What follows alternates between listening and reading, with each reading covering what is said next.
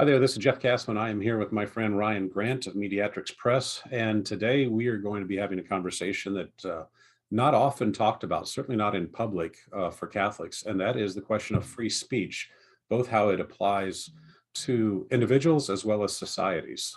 Ryan, welcome. Thank you for having me. We've had occasion to talk about this issue a little bit privately about, as Americans in particular, who kind of glorify free speech. Certainly, it's one of the amendments to the Constitution that the founders felt was critical, and is so much a part of our society that many Catholics think of it kind of as a commandment, right? My freedom to say whatever I want, both as an individual and then corporately, whether that's as an organization or a political organization or businesses, people in government and so forth.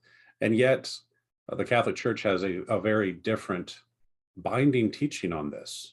You want to give us kind of just a brief introduction and overview into this question of free speech?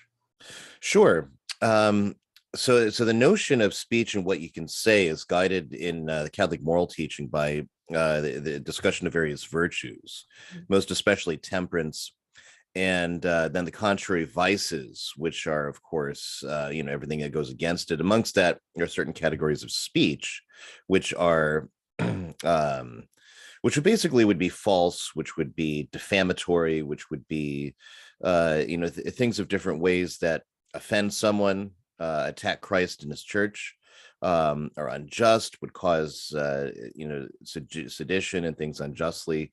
So ultimately, as the tradition developed, you have different times people would start trying to move against a monarch, for example, or move against their local magistrate and say things to rile up the crowd, right? And so then they'd be prosecuted under various things, and principles came out in law that that you can't, people need to be able to have redress of grievances, people need to be able to have free discussion, but at the same time, those have to be guided by the moral order. In Christendom, founded as it was with, the church and the state joined together in a relationship rather than being one and the same thing. So people throw around this word theocracy all the time. First real theocracy in Europe after the Roman Empire was England, where church and state were the same thing under the crown. After the Reformation. Prior to that, however, it was not. Prior to that, their church and state were completely separate entities that were united in within their spheres. And whenever the Venn diagram of those spheres crossed, then the church would have the authority in those areas. And that's the way it worked. And there were, of course, battles over that and wars over that between popes and kings at different times. But that's how the nucleus of the idea and the moral teaching had been drawn out from the scripture, from the church fathers, and then applied in civil law. What you do and don't have a right to say. So the Catholic notion really develops out of this. You can find it treated in St. Thomas Aquinas and the Secunda Secundae. You can also find it in all the moral theologians, moral manuals, and they discuss this question of issues such as gossip, calumny, anything that's calumniating, detraction, and all these types of things, which we'll be talking about. So that's how the Catholic notion of it, tends to go. So in society, people as well as bodies or corporations, or corporate bodies, are not allowed to violate those principles of speech, even if you want to. So if you have, heretics do not have a right to spread heresy. Right, that's one of the principles in the church for St. Thomas More and St. John Fisher in England in the 16th century, as much as for St. John Capistrano in the century previous in Central Europe. Somebody preaching heresy is worse than a murderer, right, for them. And I think when we think rightly ordered, that's true, because they mean to slay the soul, whereas the murderer means to slay the body. Right. And that's an idea that modern people... And that heresy spreads to many people, whereas the murderer is likely a threat to just one single individual. Right. Or a handful, not to take, in which none of that takes away the evil to that of one individual, but just judging the gravity of both are evil, but the heresy is far more grave. And that's an idea moderns do not like. It's a similar thing when St. Thomas teaches that blasphemy is worse than murder, because it makes God the object of the sin as opposed to man, who's a creature. And that's another one people flip out over. How can you say that? Because again, we're thinking in the wrong sense. If God is the greatest being in the universe, and he is worthy of our adoration and our worship, and he's our creator, and we owe him everything that we have, then we're going to turn around and blaspheme him, right? That in the sense of the hierarchy of values and the understanding of the gravity of crimes you can commit, that is a worse crime than murder as far as the spiritual realm goes. That doesn't mean it should be, murder should be not be punished or should be allowed. And that's the other, there's like this false dichotomy and people's thinking, if you say this is worse, then you're saying this isn't so bad. It's like, no. If I say rape is worse than fornication, I'm not saying fornication is good, and that should be obvious to everyone. But for some reason, that's how the logic seems to work for people today. Yeah, we certainly live in a time of crisis. It's easy for laymen like us, especially with access to the internet and social media, to look at clerics and point the finger and blame all the problems of the church on them. And certainly many of them deserve a lot of responsibility. And yet we have to realize that the crisis extends to the catechesis of the laity as well. And Right. people don't know how to think, and they don't even know what's true, unfortunately. So along those lines, you're talking about Thomas Aquinas. Hey, some people think that guy lived 800 years ago. The church has changed. Has the church officially changed its teaching on this question of free speech, whether for the individual or corporately, society as a whole? Right. No, actually, the church has not anywhere formally reversed its teaching. You have modern popes who said things that seem very liberal, and I mean liberal in the sense of classical liberalism on this subject, not in terms of modern liberal versus conservative. And say that certain things that seem to have gone that way, but the church formally in Leo the 13th and Libertas Presentissimum, Pius X, Pius IX, they formally laid down, these various principles. Error has no rights, and that in a just and proper Catholic state, you're not going to, you can't allow errors. Now let's look at the notion of free speech that Americans have in general, where Americans seem to think that, well, I have the right to, it's a free country, so I can say anything I want. I can say whatever happens to come to my mind. Now, legally speaking, constitutionally speaking, the only limitation of your speech is causing harm or violence through it, such as, they give the example of yelling fire in a crowded building so that everyone will stampede out and people will die as a result of the chaos.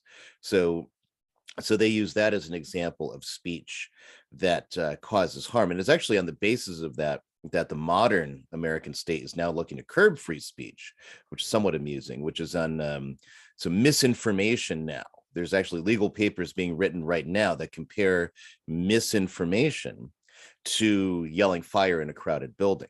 Misinformation as defined by the government or by whatever intelligence agency or YouTube or what have you, so that it can thus be criminalized and illegal. And because they're working on how to make that pass constitutional muster. So when you see the way in which governments are trying to curb speech, proper speech, let alone free speech, there's this temptation to run in the other direction and then say, oh yeah, so we just need everything to be allowed. And that's not true. There is no right to have pornography, although it's been upheld and obscenity laws have been overturned on the basis of free speech. Photographing carnal relations, I don't see how that actually is a form of speech, number one. And number two, yeah, I mean, it basically becomes a color for all degeneracy, which is something that was warned about by the church in the 19th century. Libertines used to push that same idea that everyone can just do what they want, say what they want. We don't need authorities telling us what to do. And so that becomes the color for spreading every degeneracy on the under the sun. Do you think? Well, there are a couple issues there I'd like to follow up on. St. Thomas talks about how sometimes the government should not make laws because the evil that would come from the laws is likely to be greater than that which they're trying to curb.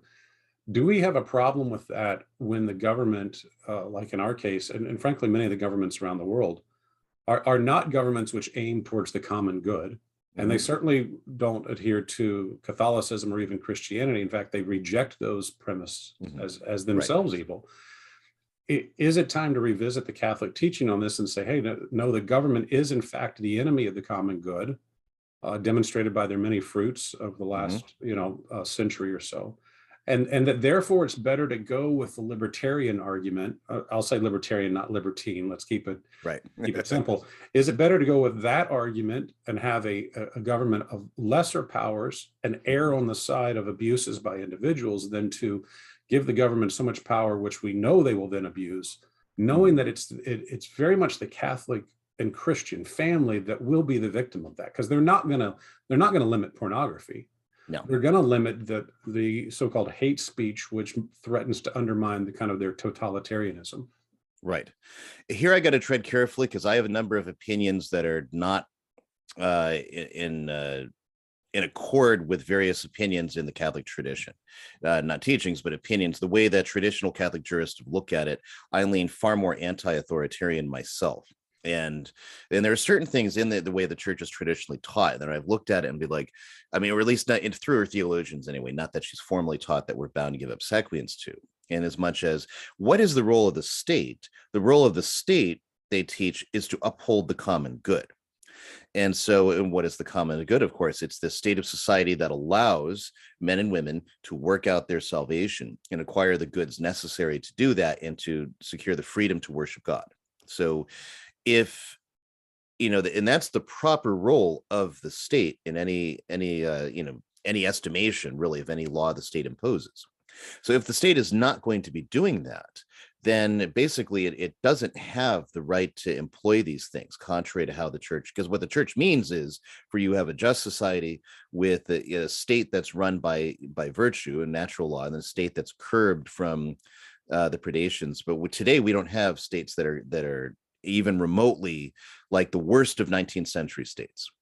They're far worse in every possible degree. And so at the very least, you could argue that these particular rights are, more or less are suspended because the government's not a proper government as far as it's not a magistratus, as St. Paul uses the term in Romans. That is basically a divinely commissioned authority to uphold natural law. Right. And so the idea that what St. Paul is talking about there doesn't just mean any old government official. He means somebody specifically duly constituted in office, at least in a natural law sense, to do, that is to do the good.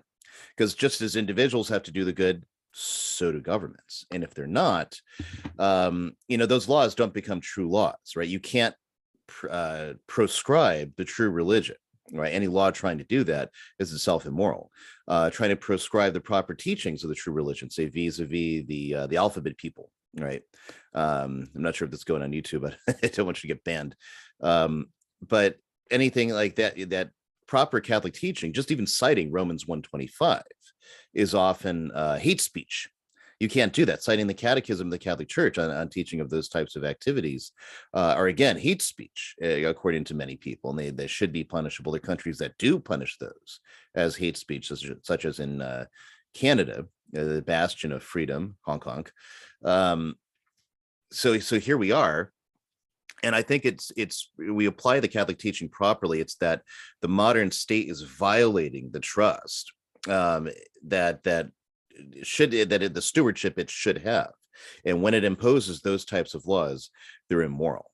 So I don't think we necessarily even have to go to revisit the notion of censorship in the state and its ability to say that false religions can't teach, false doctrines, that libertines can't spread every form of degeneracy.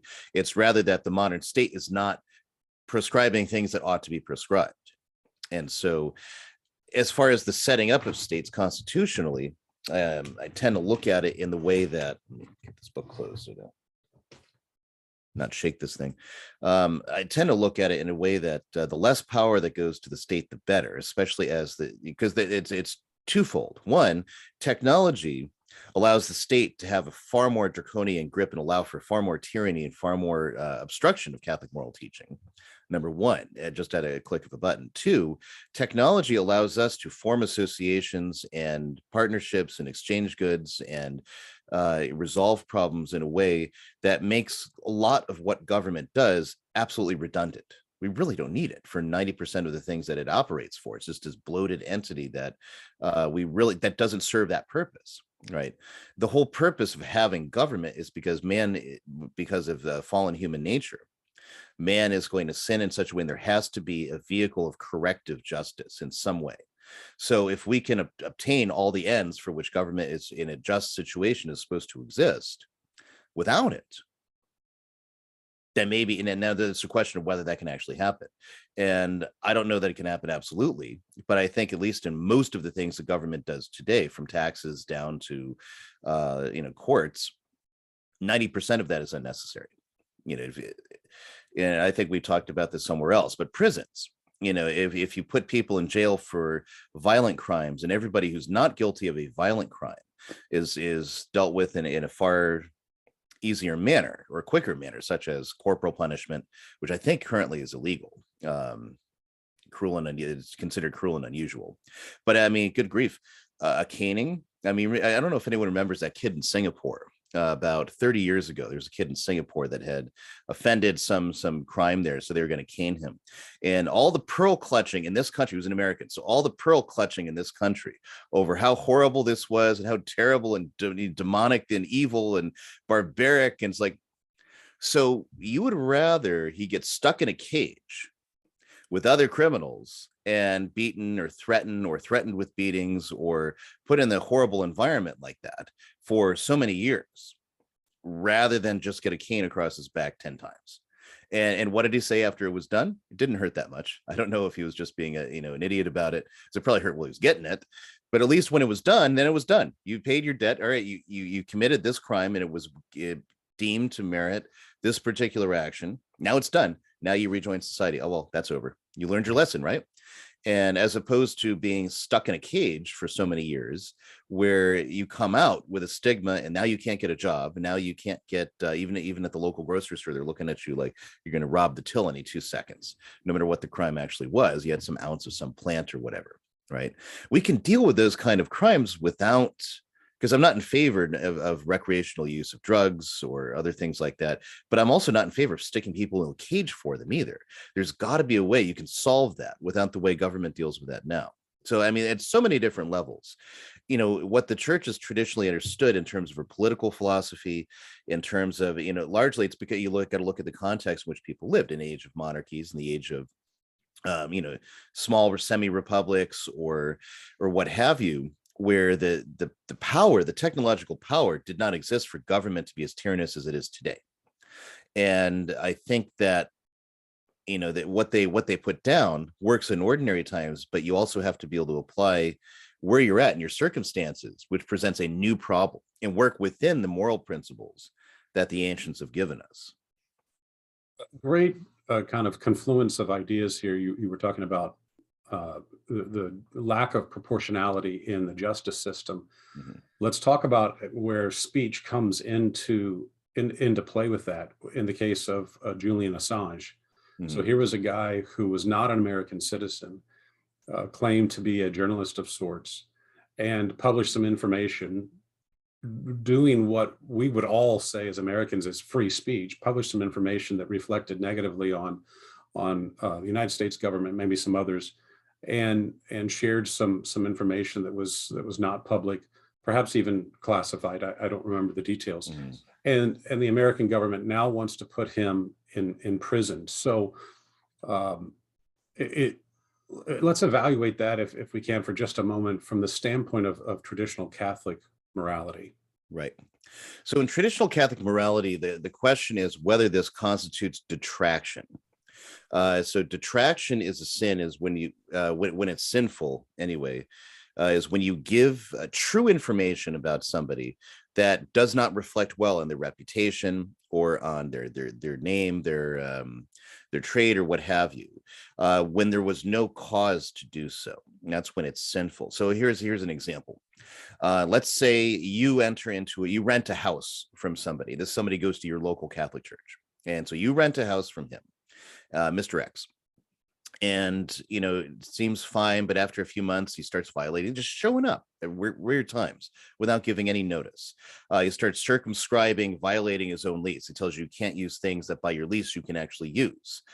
He starts trying to tell you to move this here and change this and do this and don't put this here, when he doesn't have the user for it. By signing that lease, he loses all that, but he doesn't care, and he's being a jerk about it. Comes in and harasses your wife after you go to work and things like that. Right? I actually had a situation like this in my life once. So now you run into church and you just start telling the whole world that Mr. X did all these horrible things, violated the lease, did all these bad things. That's detraction, because none of the people there need to know that information. Now, you could say you talk to the priest because you hope that the priest could make a negotiation and get better behavior out of him. That would be fine. That would not be detraction. But if you just go out in the coffee and donuts hall and you'd say, hey, Mr. X is doing this, he's an evil bastard. Well, guess what? That's the sin of detraction. Nobody needs to know that. Now, suppose like you get out of there, you tell them to get lost, and you solve that situation, you go somewhere else, and then somebody calls you up. Hey, you used to rent from Mr. X.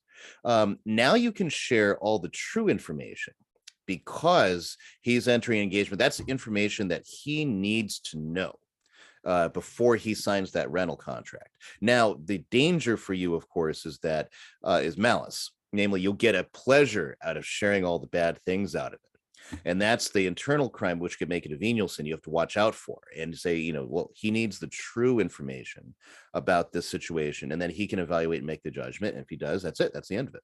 And if not, that's, you said what was true to somebody who had needed to know that information. So now let's look at, so those are the principles. Detraction, is committed when you tell something that's true about someone in a way that it hurts their reputation because somebody did not need to know that information. Okay. So again, like I said, let's look at Julian Assange. So I believe by illegal means, I'm not sure, there was somebody in the military that fed him that information, which means that Assange would not have himself committed the crime. It would have been formerly Bradley Manning. I think that's right. Chelsea Manning, right? Right.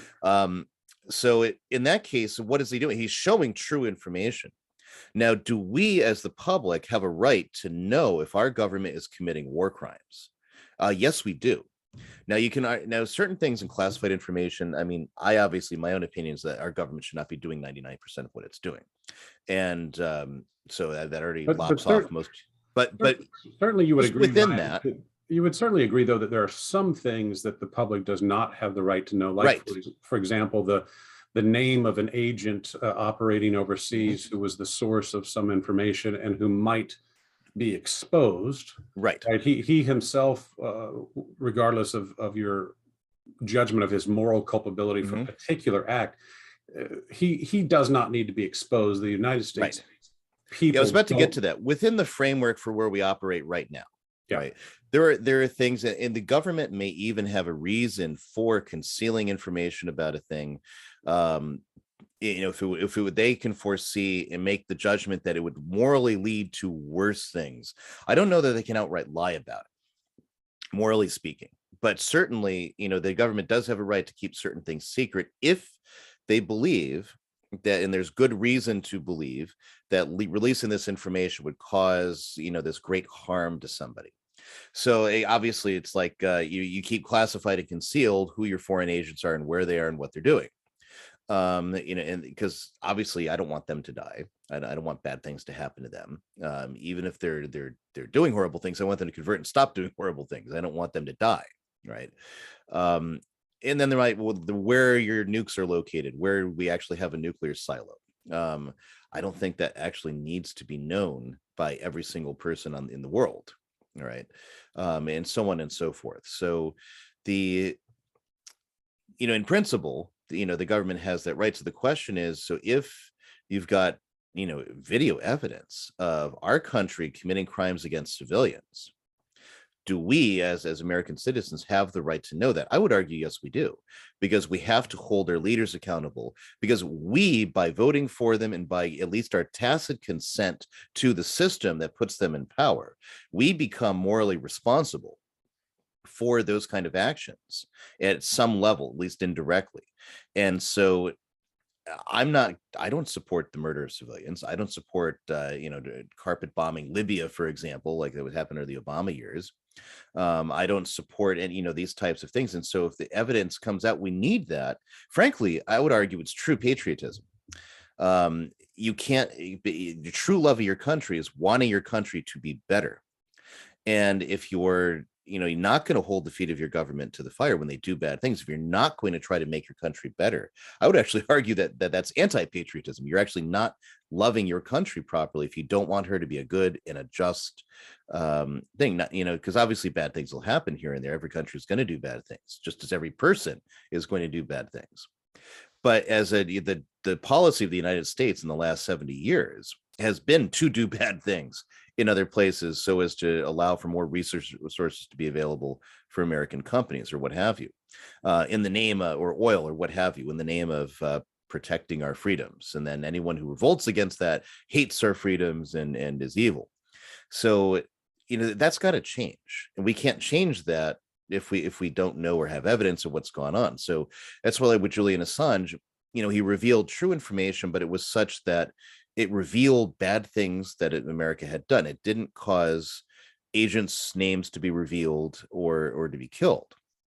Right. It didn't cause something like, say, Benghazi, where, where a politician had, revealed a CIA annex and caused a local uprising to attack it.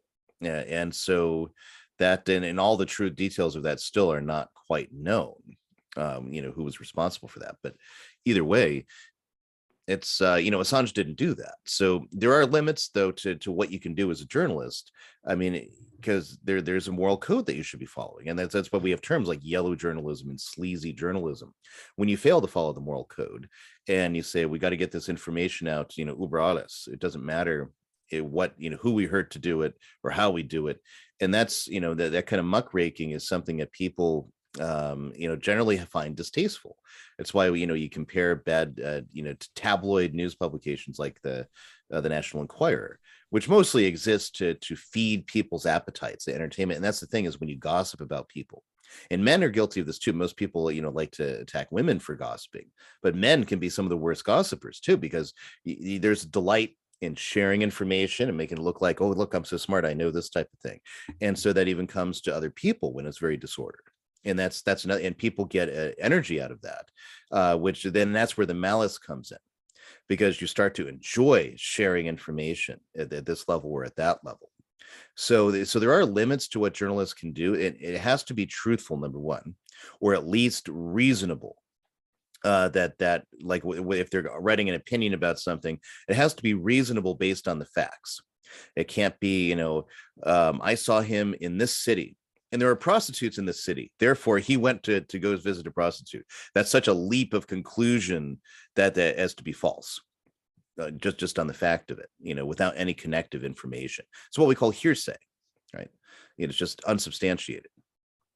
So would you say that as we've kind of made the transition from just talking about the right to speech in the abstract versus to the more formalized public speaking that the press is involved in, that there might be a greater liberty there for the press to speak, or there might even be a duty to speak because of the common good.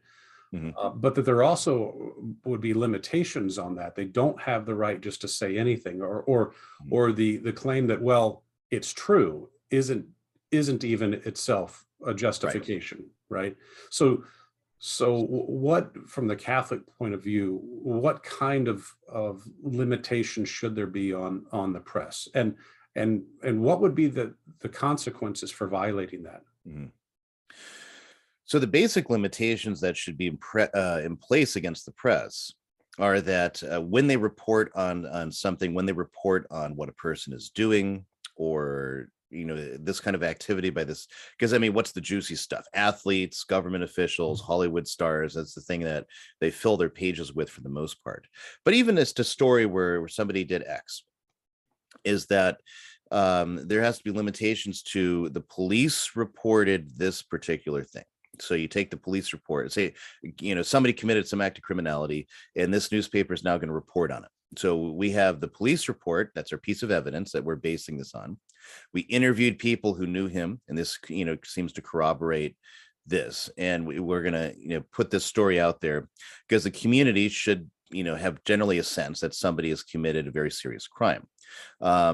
Smaller things like somebody was found with an ounce of marijuana. And now at this point, the gravity of it, it's scandal mongering at that point. The gossiping, there's just no purpose to having that in the paper. And frankly, the other thing is, should news be reporting all the time? And that's another thing too, that the very nature of the way our journalistic system works is that it demands you to come up with more and more news.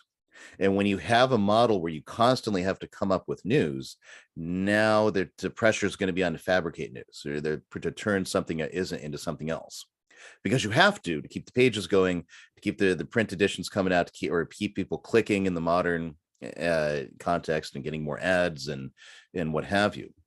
So the first thing is just on principle. I don't know about law. Maybe law wouldn't be a bad thing either, but to keep certain types of course, now we have the internet, so I mean, you can do everything instantly, but you can't report more than what's available in a direct source. And then anonymous sources become a problem too, right? That anonymous source, there might be a reason for why you want to keep a source anonymous, but that anonymous source has to have a name, has to have an address that can be given to a law enforcement official in any inquiry. You can't just have an anonymous source say, hey, we don't know, we got to protect our sources. There has to be a limit to what you do, because you can defame anybody immediately. And the other thing too is even how you report charges. You get somebody that's falsely accused of some really grievous crime, like child molestation, for example. And then you read it. Any man worth his salt wants to beat the living daylights out of a child molester, or string him up, or hang, drawn, and quarter him, or something. Anyone who's got kids loves their children, and the very thought of that happening, that's what you want to do. And it gets very emotionally charged. Then you read in the paper that person Y has been arrested for lewd and lascivious acts toward a child, and they just report all this horrible stuff about him. You just get angry, and it's like, that guy should die right now. We should hang, draw, and quarter him, and be done with it. But what if you get behind that reporting and you find out that, well, actually, it was a very messy divorce, and in order to, the mother couldn't leave because of the joint custody. And after that realization came about, then all this charge was made, came about. That's the perspective. Like, well, wait, that's awfully all of a sudden this comes out of an occasion that supposedly happened, or right at the moment it needs to get that court custody. So that's something that I think, with media reporting, how much can be reported, how much should be reported. And I think that, especially while a case is going to be adjudicated in court, the names, be truncated from things. Amen. Well, I really think that until it's demonstrated in court, the only way you can get a real fair trial is if you keep his name out of it. If you have to report it at all, and do you need to report it at all? Right. Maybe somebody who lives in the area where this person lived might need to know that he was accused of it, just to kind of be on their guard. But even then, there's so many ways. What if he's innocent? And I think of the same thing, like when the sex scandal broke in the Catholic Church around 2002 from the Boston Globe reporting.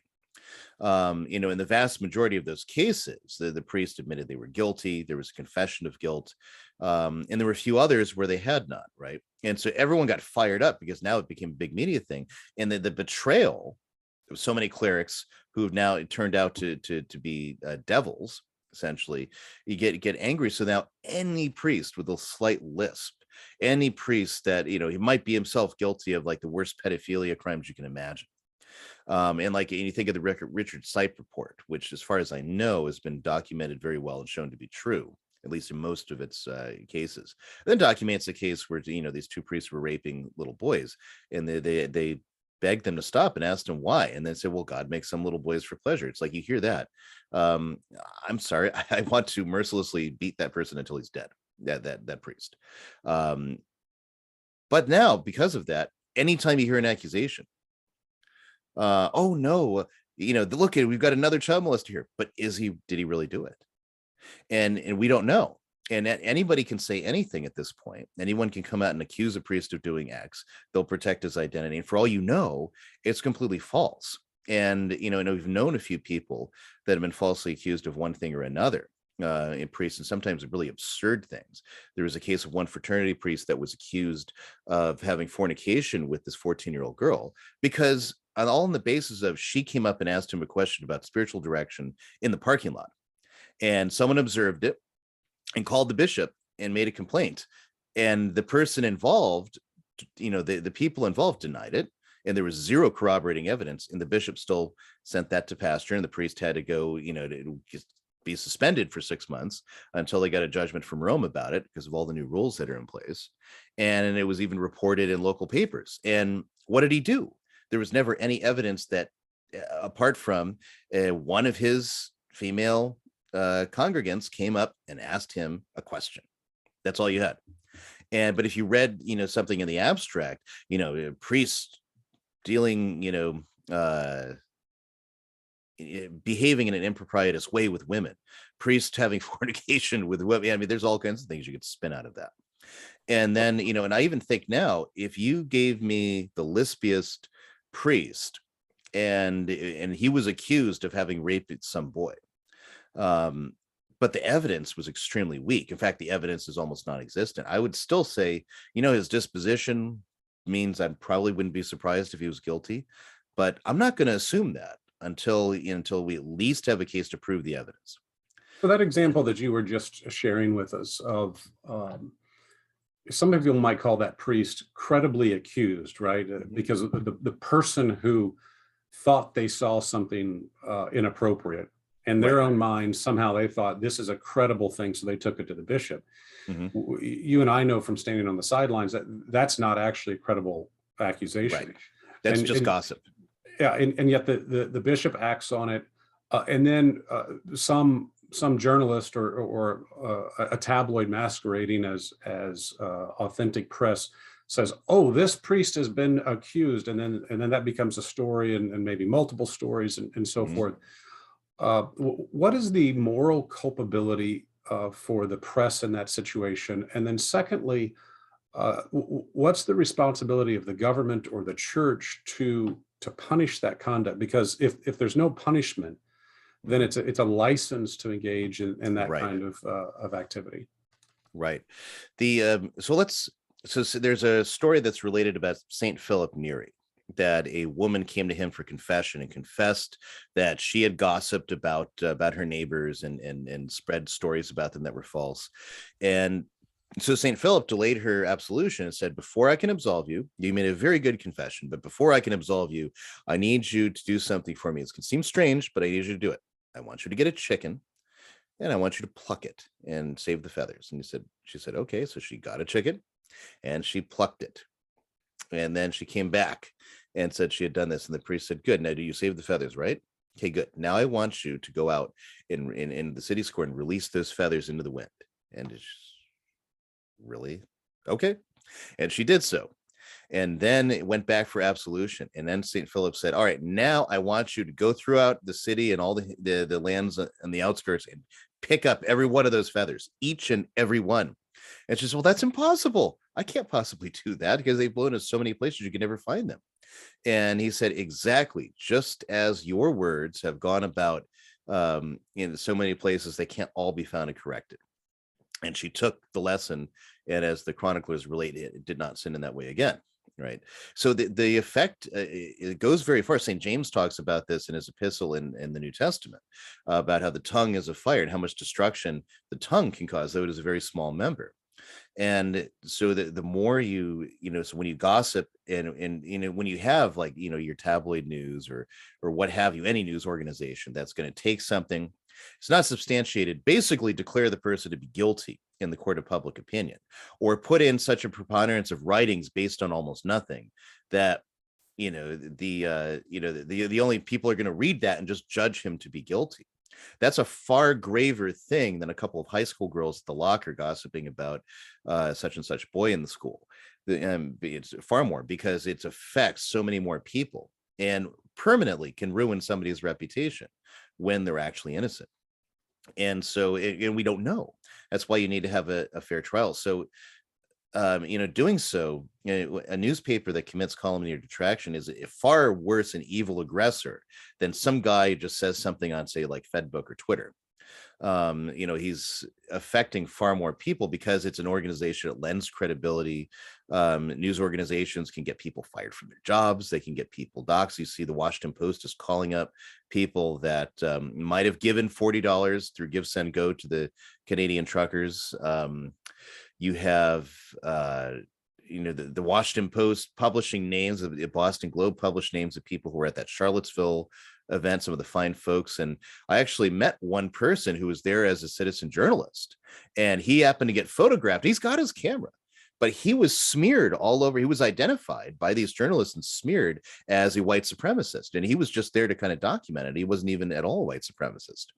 And so now he has to work under a pseudonym, because whenever he literally had to legally change his name, because whenever he will apply for a job or whatever, he's going to be doxxed in his local papers as a white supremacist when it wasn't the case at all. Right. So things like that is a mortal sin. You gravely harm someone's reputation, and calumny or detraction. So in the ancient Roman Republic, a prosecutor, it worked similar to how it works in the English system today, where your prosecutor and your defense attorney were your advocates were both independent lawyers. They might do the opposite. They might defend or prosecute. And so somebody would be accused of something, and the praetor's job would be to select someone to prosecute the case. And so that then the lawyer would come up, and he would give his case, right? If he failed to convict, the law was, and you could also do private prosecutions too, but the law was you would get a K branded on your forehead, because they spell calumniator that way. And that's what would happen. And Cicero makes reference to this in his very first legal case. It's in the speech he gave, although some of those are redrafted for effect. But he warns the prosecutor about the K that will be put on his head. Now, in practice, a lot of guys got out of that. But that was the idea, because if you were going to go to the court and present that this guy over here is guilty of very serious crimes, and he was not convicted, they didn't find that credible, you are a calumniator. You said he did X when he didn't. And so you wouldn't bring a case unless it was the strongest case you could bring, and it had to be done. Right. And so I think, that principle in law really should apply both in common law and in law today. That, look, if you got a news organization that's trying to convict somebody in the court of public opinion, to defame as a white supremacist or defame him as something else, especially on the basis of no evidence that turns out to be false, it shouldn't just be a case of where you sue for libel, because suing for libel is actually notoriously hard.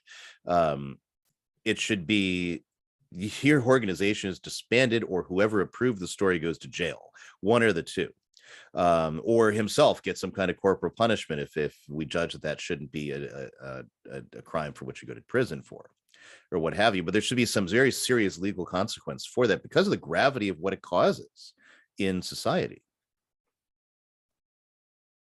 One of the problems with the idea of suing for libel or suing for defamation is it kind of puts the burden on the victim, right? So it's empowered these evil actors within the press to abuse their authority, and then all of a sudden, unlike in most criminal courts, that the burden is actually on the victim here. Right. You've explained how it's not proper to use this free speech just because something is true, right? Because you may not have the need to know, you may not have the right to share the information, and you've explained how the press can have both more rights and more obligations at the same time, and how the culpability for those sins can be even greater because you're a member of the press.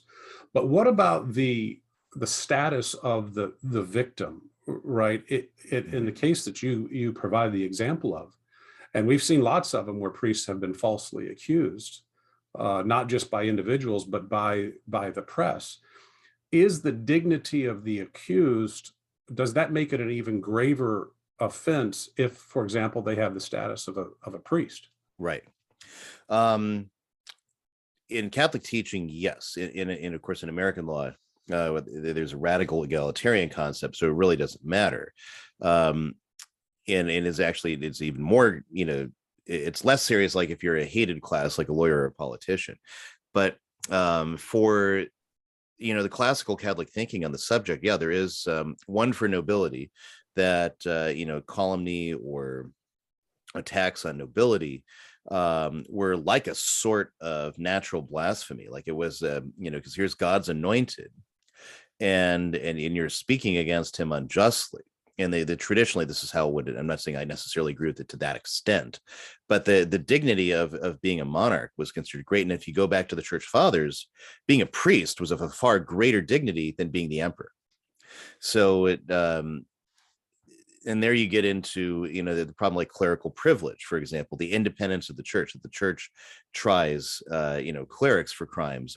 And nobody likes that idea today, of course, because they're like, well, look, the church has covered all this stuff up, they would just cover it up further. Yes and no. I mean, historically, like Peter Damian, whose feast was just recently, complained about the presence of pedophiles and so many things in the church hierarchy, and how it was covered up. And the irritation of the populace, one, had reached to such an extent, and God delivered them, gave them Pope Gregory VII, who set things to right in getting a lot of these guys out. But also, the principle in law is that if the church is not doing its job, the state can step in.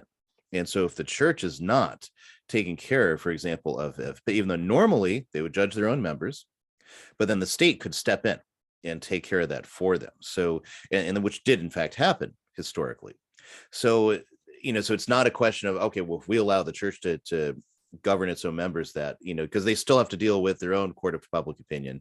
There's still, and then they have to deal with the monarchs. That's why all these competing systems of government could help to balance the other ones out. Right.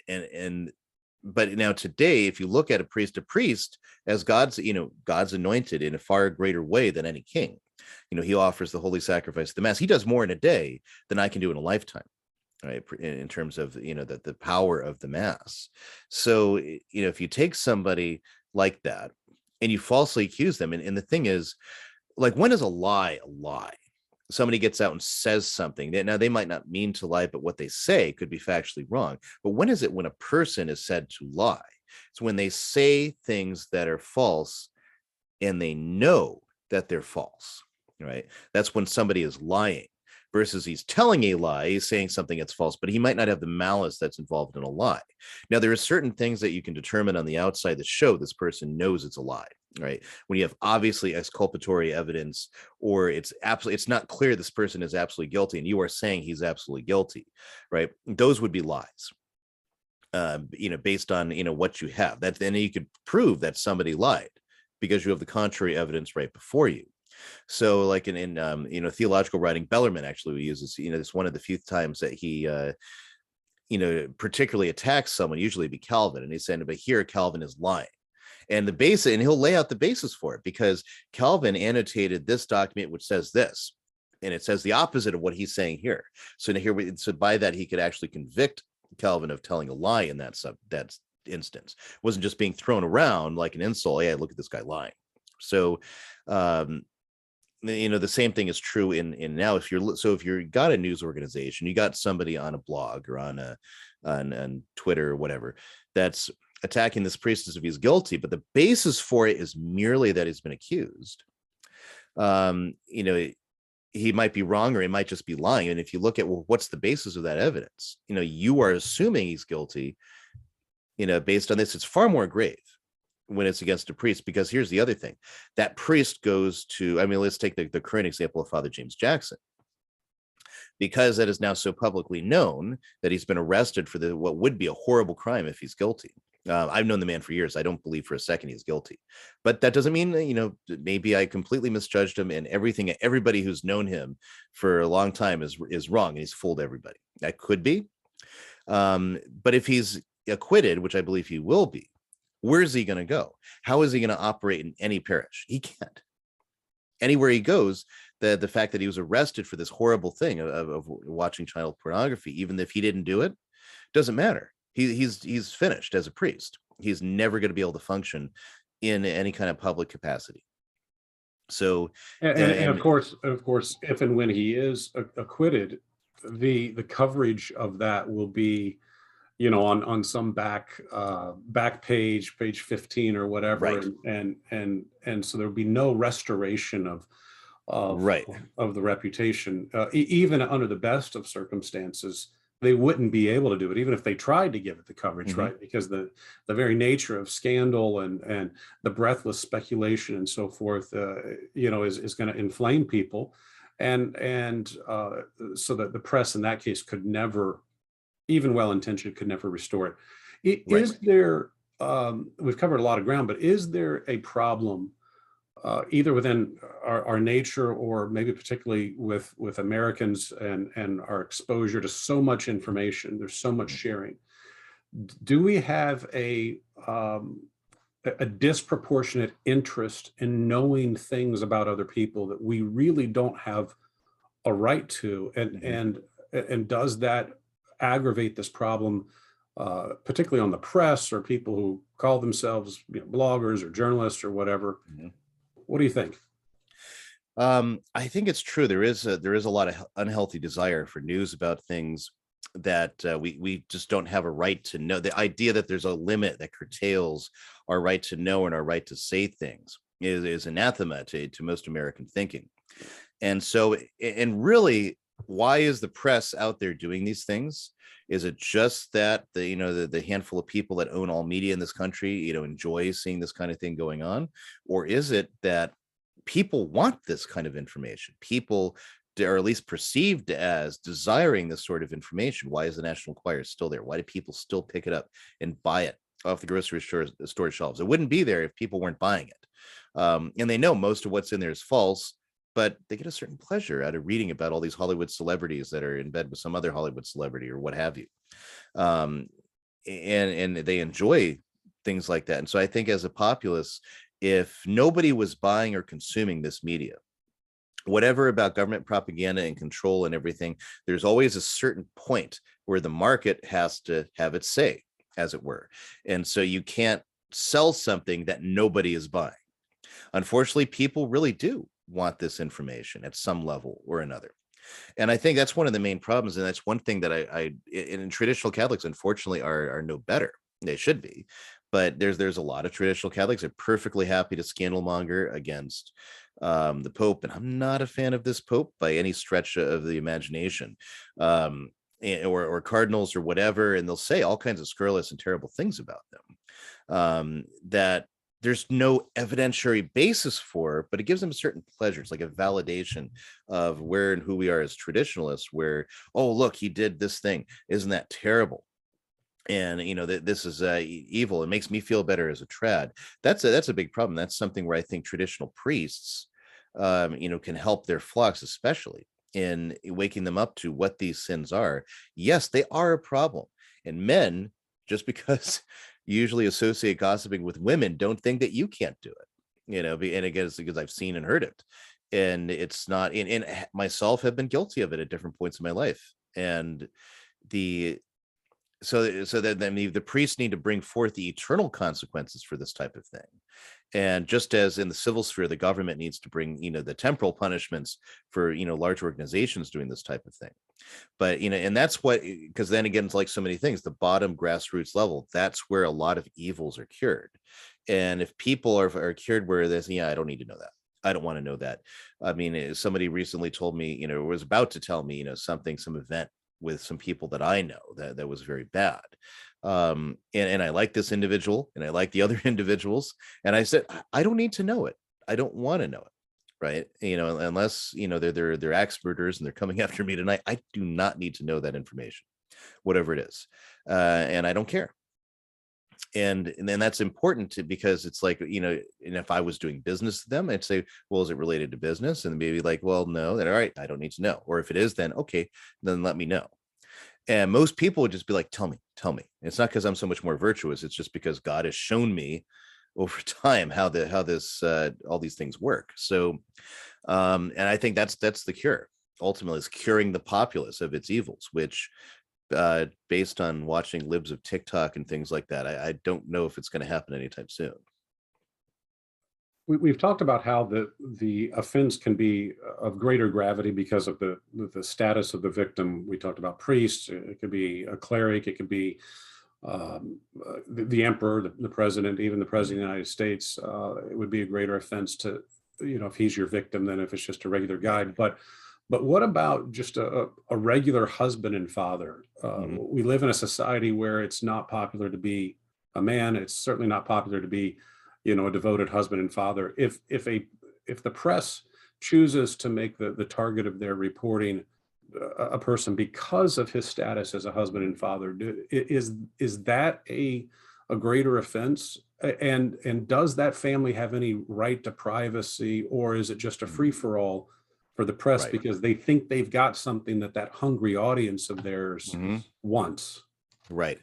Um, in terms of the dignity that, say, the father of family has as compared to the mother, I mean, you could argue that the other way in terms of the mother's can be more vulnerable. But the father of the family, if you go after him just because he is that, and you're some intersectional feminist or homosexual that hates men, hates straight men and fathers, and or envious because you didn't have a good life and got divorced or what have you, and then those reasons are driving you, it adds a particular malice to the crime. Really, they use, especially somebody that is doing something, is trying to build society with that family. So and even if that information was true, let's say, I mean, what we want to posit here, a father was beating his children, father carried out certain activities he didn't really do, of some sort, or like other things. You see this kind of backbiting thing on Twitter or Facebook. Oh, look, he's got all these kids. He never leaves his wife alone. He must be a pervert. Or, oh, look, they only have 2 or 3 kids. He must be, making his wife use birth control because he's a pervert and filthy. It's just whenever you decide you take a set against someone, you'll find whatever you want to fill in the gaps and attack him for it. So there is a particular malice in that type of behavior, and especially it usually comes from a defect in the person themselves. As far as a news organization that would say pick up on something that misfiled some taxes, so it's some white collar crime that's inconsequential, and you want to go crucify the guy in your pages because he's got a family and you're some communist rag or filled with homosexuals that are envious that this person's happy and you're not, or what have you. That's when I think it's the envy and the malice in the people themselves that make that even a worse crime, because anyone who's innocent doesn't deserve that. But even if, now let's take a different example. Let's say there was a case where you have a father who's got serious problems and abuse problems and beats his children and whatnot. Something really terrible where really society at some level should intervene to put a stop to this, or to get the guy some kind of counseling, some kind of correction, some kind of whatever it needs to be done. Right. Support for the wife if a separation is needed in that time while he gets corrected. There is a right to privacy for the wife, number one, for the children, number two. They don't need that particular dirty laundry to be, for example, be dragged around their parish or their church, for example, where they're going to go every day and everyone's going to, and the wife especially is going to be conscious. Everyone's looking at me and they know that my husband's a drunk, or my husband beat me, or my husband had that a fling with some girl at some time, but I've forgiven him for it. But everyone knows that now. They're all talking about it whenever they're thinking about it, whenever they look at us. Actually, no, those sins, even though they harm the body of Christ and they're bad, they don't need to be made public because nobody needs to know that. Especially the psychological profile of abusive husbands, it typically it's the inverse when they deal with people on the outside as they deal on the inside of their family. So you'll think these are wonderful, upstanding people when really deep down they've got these problems. Now, I don't need to know those problems, unless they're the things that rise to the level where, I mean, sexual abuse of children or what have you. Then we need to do something about that. That absolutely needs to be stopped. But otherwise, I don't need to know. And the community doesn't need to know that this husband has a drinking problem. that 5 years ago, this husband or this wife had an affair with this younger, more attractive person. And then the spouses have forgiven, the offending spouse for it. The spouse has forgiven the offending spouse, and now we're trying to remake their life, which is a hard thing to do. You have to rebuild a trust that's been violated utterly, and you never fully recover it. So to have a good and happy life that comes out of that is very hard. And you add the pressure of everybody else knowing. Now you've made it 10 times harder. And the goal should be to keep marriages together, not break them apart. So on that level, I would say that, yeah, any news organization that especially is going to go after, even report this true information and, set the mob, as it were, in their minds against this particular family, is also guilty of calumny or detraction. And really, I mean, for that, again, either the whole thing has to be shut down, or whoever runs the story should be put in jail, or personally liable or something. And we see that, I mean, the liability can work, you see, but only with these very high profile people like Nicholas Sandmann or potentially Kyle Rittenhouse. We'll see how, how that one goes. But, where the news networks finally sit down their lawyers and they say, hey, look, they do have you by the balls here. They are absolutely right. You did libel them. We can go to court and take the chance on the jury. But if we don't get a all Democrat jury, then, you're going to lose. And that's why every news organization said, yeah, let's settle with Nicholas Sandmann. Let's give him, all this money, because we're going to be paying a lot more if we don't. But that's a super high profile case. Most of the time, who are you? We don't care about you. And that's why it needs to go to the next level. And there needs to be a law in place that a magistrate, a properly constituted magistrate or whatever, is going to enforce and shut down that journalistic organization if it's going to violate the common good like that. Indeed. All right. You've been very generous with your time. I've had a couple of questions submitted by people who knew I was going to talk to you about this subject, and have asked I've asked some follow-up questions. So regarding the government, you cited the example, of course, St. Paul, and talking about the Roman Empire. This was clearly not a Christian government, not a Catholic government. In many ways, they did great evil. Why was it okay then to trust the government and say that they were empowered to do things, but we might question that now? Right. So the first thing is that, I mean, just getting into the exegetical reality of what St. Paul is talking about in that verse, he's just basically saying that by natural law, there is an authority in the world, and that authority, runs things in as much as it's, it's following natural law and following divine law. You should basically, go along with basically the proper notions. In other ways, though, it really comes out more as keep your head down. Don't, overthrow this empire. Don't become a rebel just because, it's currently run by pagans. Keep your head down, pray and, do it, but don't do evil, and at the same time. So that's more or less what comes out of that, because ultimately all proper and true authority comes from God. But nobody's going to argue that the Roman state is now doing God's will by forcing Christians to pinch incense to Jupiter. And nobody's going to argue that the Roman state is doing God's will when it allows for, homosexuality and various secret mystery cults and the cult of Antinous and things of this sort. No one's going to argue that's of God, right? So, and that's the thing, is that he's talking about the proper authority to uphold natural law when you get down to it. And so my point is, and I realize my point is definitely a minority view amongst Catholic thinkers, and that's why I'm trying to be careful not to put my views on it in the mouth of St. Aquinas or Suarez. Well, Mariana, I get a lot of stuff from, so I can say Mariana, but otherwise I don't want to be putting words in their mouth as to what, the tradition held. And, rightly, what I say would probably be anathema to most of them. But at the same time, I'm just looking at the circumstances saying, well, how can I uphold their principles? Because they couldn't conceive of a world where we can do the things we can do and do them well without, a magistrate, because that's how the technology and the culture's changed.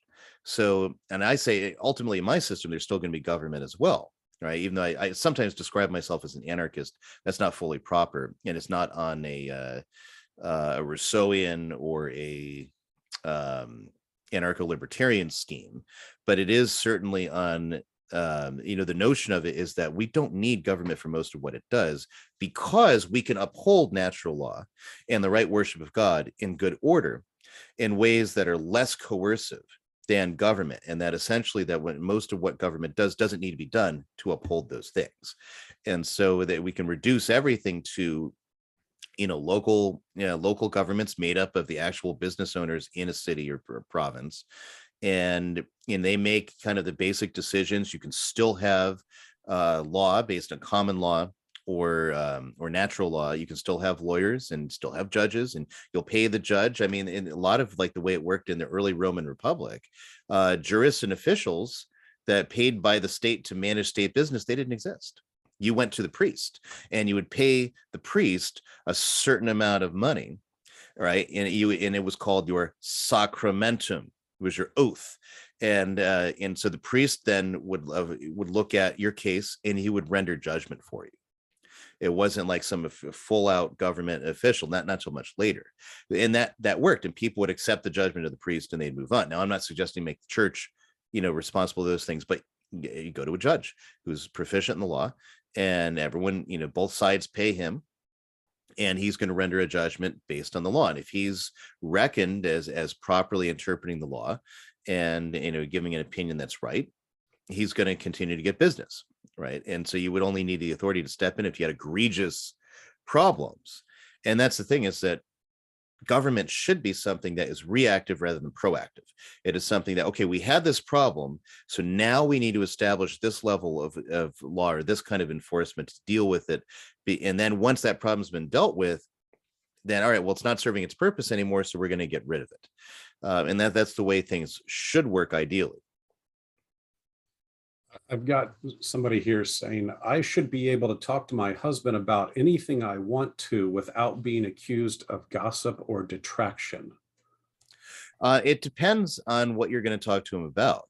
Are you going to inform your husband about someone he's in business with, that you heard a credible claim that the guy steals money from his partners, and he said, hey, you might want to look into this, right? That wouldn't be detraction or gossip or anything else. It'd be sharing something that's relevant to him. But if you hear in your local women's meeting at church that so-and-so's husband, that happens to be friends of your husband, carries out some aberrant sexual practice with his wife, and all the women are talking about, you don't need to tell him that, because he does not need to know that information, and so on and so forth. So, and husbands likewise talking to their wives. There's some information that just doesn't need to be shared.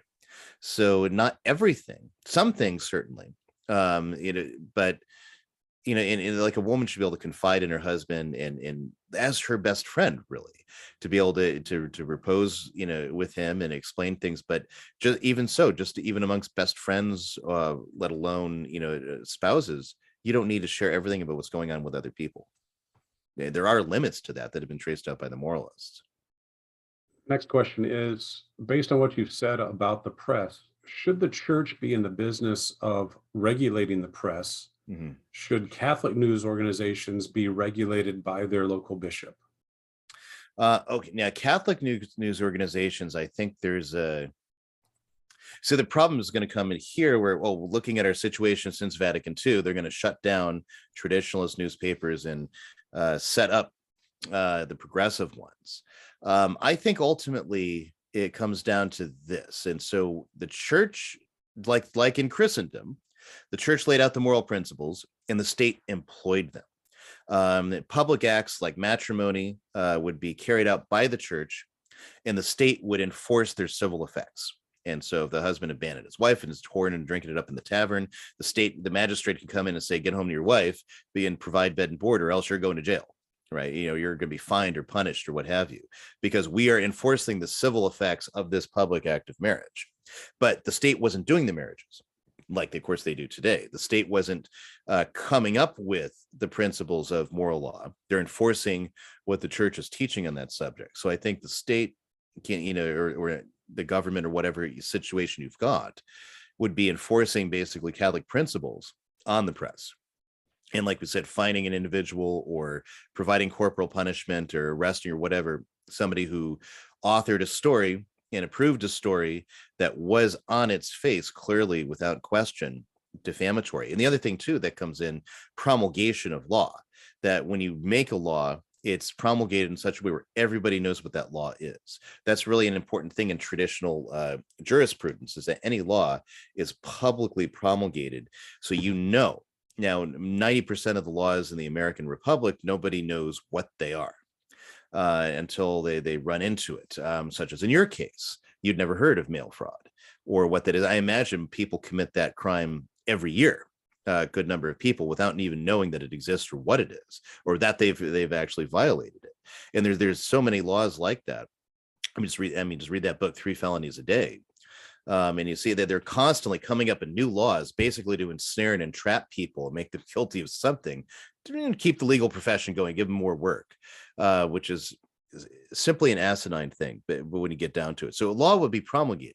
So any journalist is not going to be sitting there, publish a story and say, oh, I didn't know that was the law, because it's going to be promulgated. There's no way you could be in that position and not know that you're going to get fired, or you're going to get publicly whipped or caned if you publish a story that's detraction or calumny, right? And just following those principles. As far as Catholic publications, it gets a little more tricky. So what are you reporting on? Are you reporting on kind of news in the Catholic world, what the Pope did here? And that should be something that's very loosely guarded. Traditionally, and this is another one that people are going to have problems with, and frankly, I'm still thinking about it too, but traditionally, laity could not write on matters of theology and philosophy without a license from their bishop to do so, or at least permission in some case. And it could not be published. That's what the word imprimatur means. It may be published. Or the term they used to use prior to that was facultas impressi. It has the faculty, the right, the permission to be impressi. Impressed because that's how you print it. You bring down this wine press thing, it would press down, right? So that's what traditionally you needed to produce a work like that. Now, as we know today, that means that every Thomas Rees and every James Martin will be published from the housetops, and every whether you agree with them or disagree with them, the Remnant, Rata Caeli, the Wanderer, even on the neocon side, Latin Mass magazine, they would never be allowed to be published.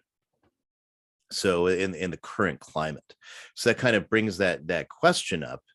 Well, what because traditionally this is something, and all theologians have defended that the church's right to censor, basically because when the church is rightly ordered, it's censoring error. But at the moment, the modernists and those promulgating error are in all the positions of authority. And I think that's when basically all goods become common, right? Because of necessity.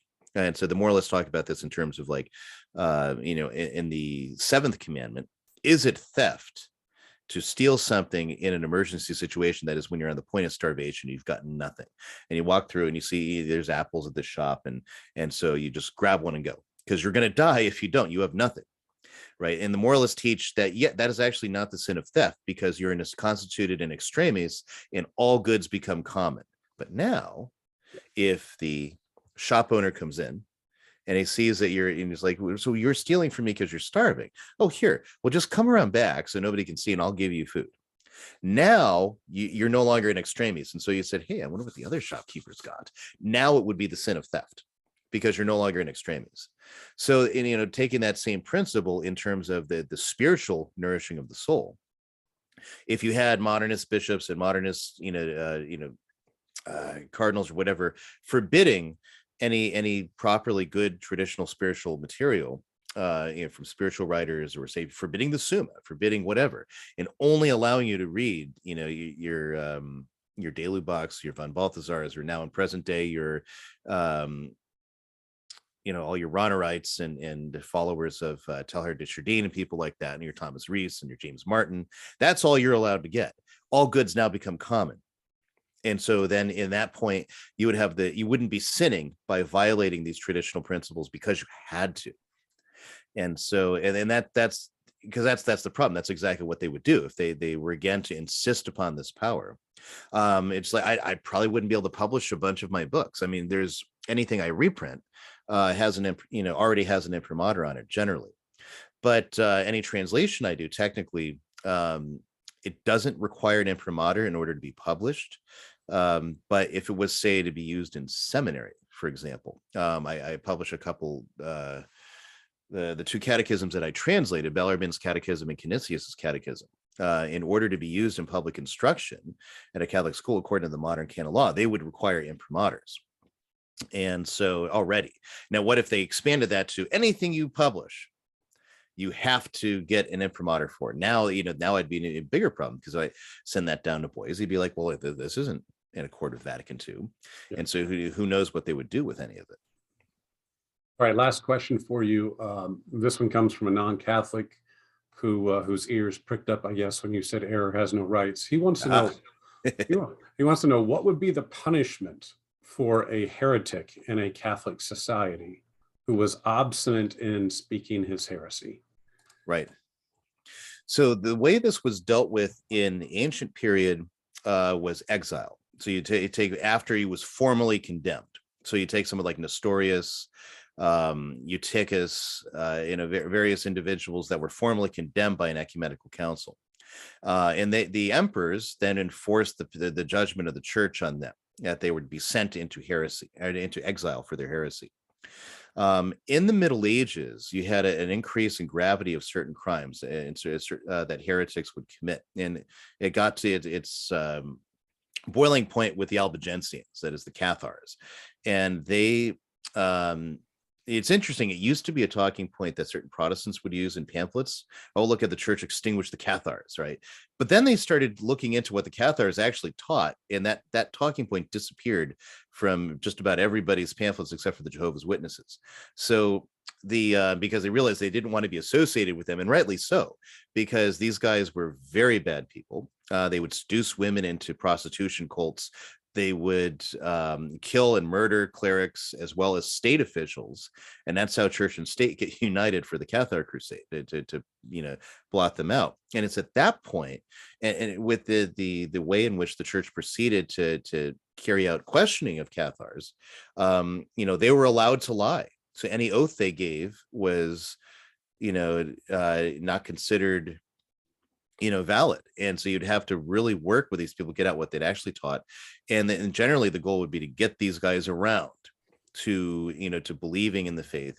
And if they didn't, then they would be killed as heretic. And so that was done by burning. And it's a very medieval way of doing things, because you're giving a foretaste of what he's going to suffer in the fires of hell. And that's the idea behind it. But then, with the Reformation, the world changed, because you had this situation where now this body of heresy wasn't just a random heretic or random heretical sect that'll die out. Whole nations now have become part of this religion. And you have various nations that are divided between the two. And so the 30 Years' War and all the different, brought about the principle of toleration of error. And so that we can't come in and say that everyone can do his own thing and everyone can worship in this religion, because that would actually be erroneous.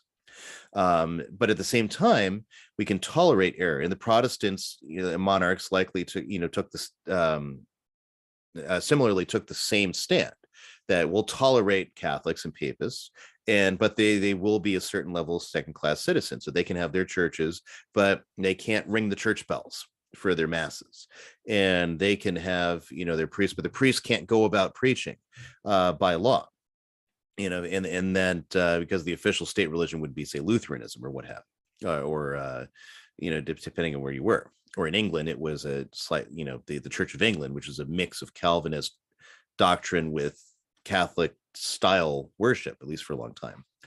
So in the and of course, there in England, there was no toleration of Catholics, or only barely. In Catholic countries, it depended. So even right in the 16th century, Protestants would visit Italy. Protestants would make their way to Rome, and there was a particular Protestant. His name escapes me at the moment, and he made it his mission to go see Bellarmine and talk to Cardinal Bellarmine. And so he went down to Rome. He stayed at Santa Maria sopra Minerva, and they went to see who was going to take communion, and they knew he was a Protestant. And he said that he wasn't, and then he was a bit nervous, but nothing happened to him. And the general principle was, as long as Protestants behave themselves, they can stay here. This is in Rome in the 16th century. And I think because that feeling of tolerance, comes in, where real tolerance, which is that, all right, you're not, of the same religion as we are, and you don't believe the doctrines, but as long as, you can freely talk to people, when they ask you questions, they want to know what you believe and whatnot. But we're going to put this limit on you. You can't go out and seduce people with error, which is how we teach it, which is exactly how Protestants dealt with it with papism. Catholicism, they said that papism is error. We can't have them spreading that around. So if they just keep to themselves, we'll allow them to survive.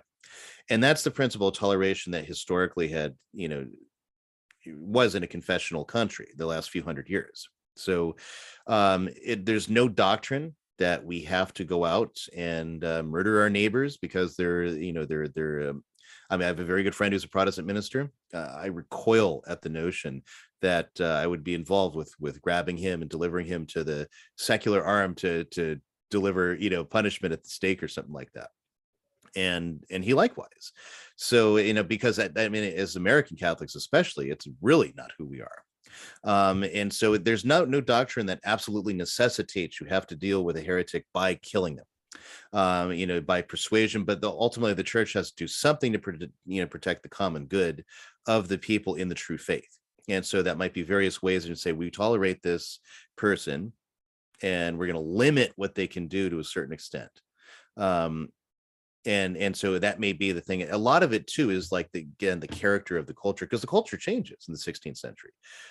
Burning for heresy more or less disappears in the mid to late 1600s. You don't see it anymore. And then the idea itself is unthinkable by the 1700s, except in England. They're still burning witches in England. But anyway. We've covered a lot of ground today. Is there anything left unsaid on this topic? Anything you want to wrap up with? I think the biggest thing is understanding the difference between a conclusion you are drawing from certain pieces of evidence or writing or statements and what actually happened, because there is a thing called hearsay. Somebody comes out and says, oh, this happened and this happened and this happened, but he doesn't have any corroborating evidence, or maybe he's got like one little piece of evidence that corroborates one small element of his story. That doesn't make the whole of it true. Okay. And that's one of the, but people often say, oh, look, he was there, so he knows it was true. I witnessed something where somebody was saying something about a certain religious organization that had supposedly done X, Y, and Z. And I know people who were there, and he was telling a story for some years ago, and nobody really bought it then. And then as soon as I saw that, I called some people and said, hey, what's the story about this? And because what he was saying was really serious. And I'd want to withdraw any support I was given to that organization if there's any truth to it. And they laid it out, and it made sense. And then the first thing that he said when he was on interviewed basically corroborated what they had said, that he was not really meant for that institute. So, whatever else he's saying now, he has no substantiation for it. Some of it is contradicted by the actual facts of the place. So it's like, but then people watch that and say, oh, wow, there must be bad things going on there. But it's all hearsay until it has been corroborated by actual evidence. And if that evidence does come, I don't have to judge the man a liar, but what he's saying is hearsay. And even in our legal positions, even in courts in America, hearsay is not evidence upon which you can convict somebody. There has to be some kind of corroborating evidence. You can't, you can't just come out and say something. And I mean, you could produce 1,000 people that just pay him some money. Hey, say this. Hearsay is not admissible. And it has to be something. And we have this issue too, as Catholics of we're obliged, are we not, in charity to assume the best of others until we have some certitude that that there's some guilt or something like that. We can't just be running around making the worst possible assumptions about everybody just exactly because we have I see people actually claiming publicly, oh, I have a bad feeling about so-and-so. We don't work that way. Right. And even if you've got a bad feeling about them, that doesn't mean that they're actually bad. That's the other thing, and that's again, having a little bit of circumspection. Some people might have a bad feeling about you, right? Yeah. And that does that now allow them now to come and say everything under the sun about you? And I think most reasonable people will say no, or hopefully any reasonable person will say no. It doesn't. And the same thing, there's people that I don't particularly like that run around attacking people online, and then other people will say something about them, and even there, I'm going to say, what's the criterion of truth on that? That sounds like, again, more hearsay or something that's false. So just because we don't like someone or they are publicly doing bad things doesn't mean you can go malign them and attack them and say X when you don't have any proof that's the case, because God will judge us not just because we publicly said something. He'll also judge us for our own judgments. Again, that the scripture that the liberals always love to quote, and they misquote it, judge not lest you be judged according to the measure in which you have judged. Right. So Christ is not telling you there you can never make a judgment. Christ is not telling you there you can't judge people in terms of their external behavior. But he is saying you'll be judged according to the measure. So make sure your judgments are morally upright. And so you see something in someone that you're just not sure about, you don't walk away and this person's evil and this person's bad. You don't have any evidence for that judgment, let alone saying it in public. But you just walk away and say, I'm going to keep my eye open just in case, because something seemed weird there. But you don't go away thinking it's a bad person. Or again, you read something, the paper, somebody has claimed this priest did all these evil things, and and it's like, I hope it's not true.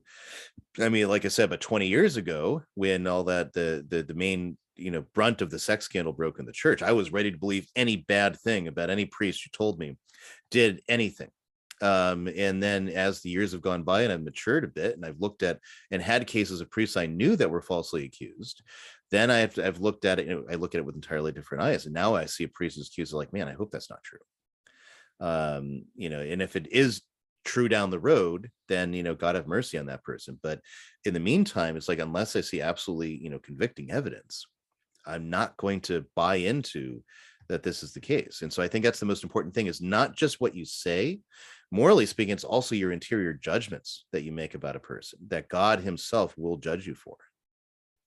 I think if you have trust in God at the end, then it helps you avoid this temptation to make rash judgments.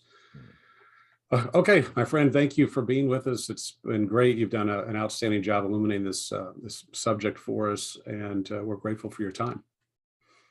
Thank you. Thank you for having me on. All right. Have a good weekend, my friend. God bless you. God bless you too. Bye. Thank you, my friends, for watching. I hope this has been helpful, and we wish you the best. God bless you.